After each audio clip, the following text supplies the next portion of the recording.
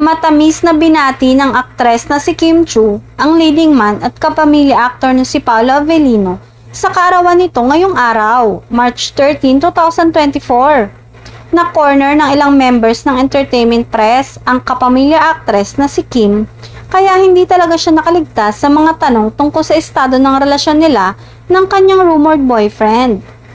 Nang matanong kung ano ang regalo niya kay Paolo, prayers and good health, sabay ngiti. Say ng dalaga, hindi pa raw kasi nagpapaparty si Paolo. Hindi pa siya nagse-celebrate ng buo, so makikita natin kapag may party na.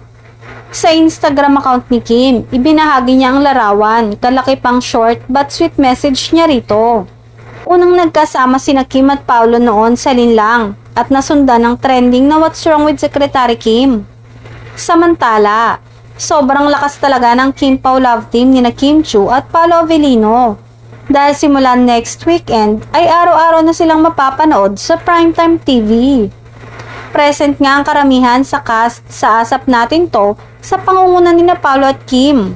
Kahit hindi pa nga tapos umere sa primetime bida ng teleserye version na nilang, heto at may panibagong Kim Pao serye na aabangan na naman sa weekend.